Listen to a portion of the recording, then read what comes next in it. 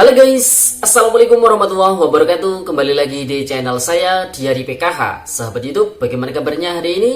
Semoga sahabat YouTube semua dalam keadaan sehat, tambah rezekinya, dan tentunya semakin sukses.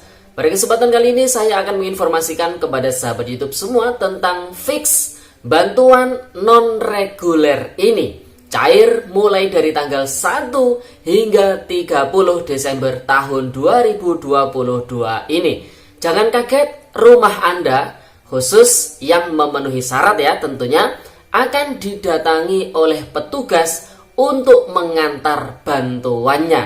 Enak toh? Nah, kira-kira informasi selengkapnya seperti apa? Simak video ini hingga akhir. Jangan di skip supaya tidak menimbulkan gagal paham dan tentunya salah paham. Bagi yang bergabung dan baru kenal dengan channel Diari PKH, saya ucapkan selamat datang dan terima kasih banyak. Saya mohon bantuannya kepada sahabat YouTube semua untuk terus mendukung channel Diari PKH dengan cara like, share, komen, dan tentunya silakan di subscribe channelnya, aktifkan notifikasi loncengnya supaya sahabat YouTube semua tidak ketinggalan di video-video terbaru di channel Diari PKH ini. Dan silakan di share ke grup-grup media sosial sahabat YouTube semua apabila video kali ini bermanfaat.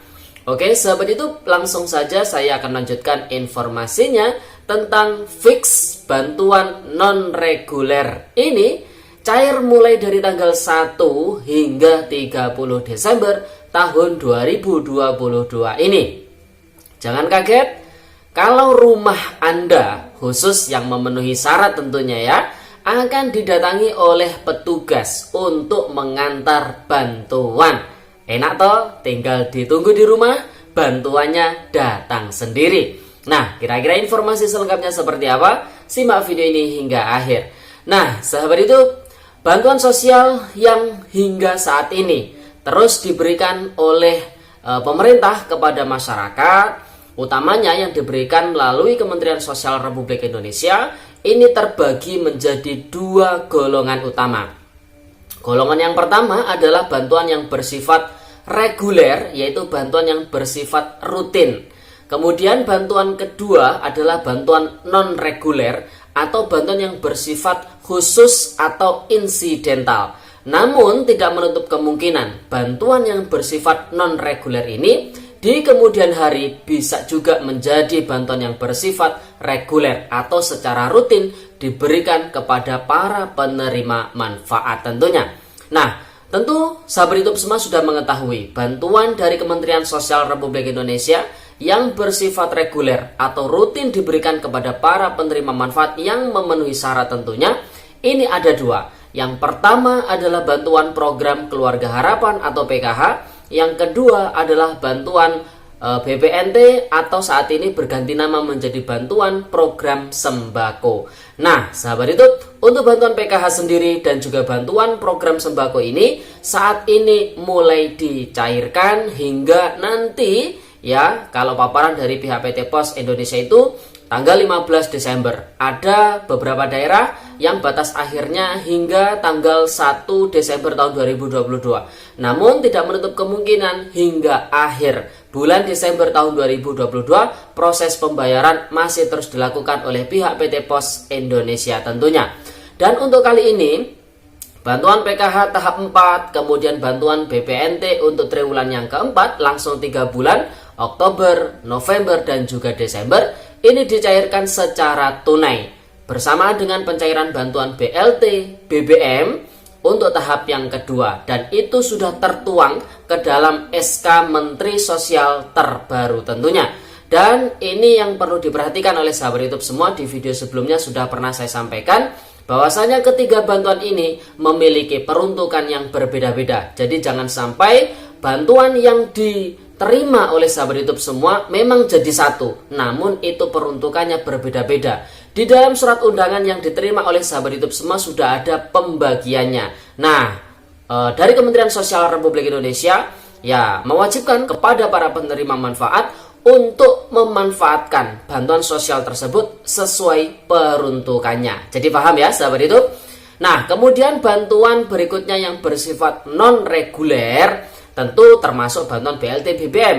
Itu bersifat bantuan non-reguler karena dicairkan bersifat insidental saja, bersifat sementara saja. Nah, untuk bantuan BLT BBM sendiri nanti di tahun 2023 tentu tidak akan diberikan lagi, karena diberikan di tahun 2022 ini sebanyak 2 tahap saja.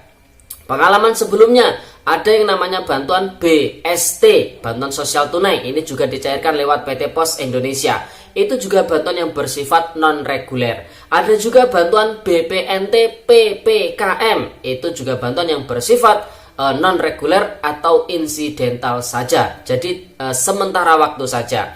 Nah, kemudian besok mulai dari tanggal 1 hingga tanggal 30 Desember tahun 2022, kabar gembiranya ini sudah bisa dipastikan khusus untuk beberapa wilayah saja, termasuk wilayah dampingan saya di Kabupaten Banyuwangi ya sahabat YouTube, bahwasanya bantuan non reguler ini yang datang dari Kementerian Sosial Republik Indonesia, bantuan tersebut adalah bantuan atensi permakanan khusus untuk lansia dan juga disabilitas. Nah, sahabat YouTube, jadi sudah jelas ya.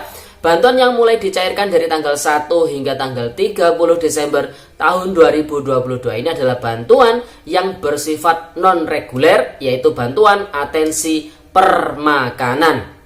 Kenapa saya sebut bantuan ini bersifat non-reguler? Karena sesuai pedoman teknis yang kita terima, bantuan ini masih bersifat trial atau uji coba dilakukan dalam kurun waktu 1 bulan. Nah, tentunya setelah 1 bulan ini akan ada evaluasi apakah bantuan tersebut akan dilanjutkan atau diberhentikan. Jadi seperti itu ya sahabat YouTube untuk bantuan atensi permakanan ini.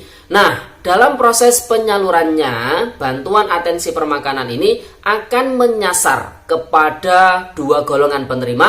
Yang pertama adalah golongan lansia dengan kriteria yang memenuhi syarat tentunya, yaitu tidak mampu atau orang miskin tentunya ya.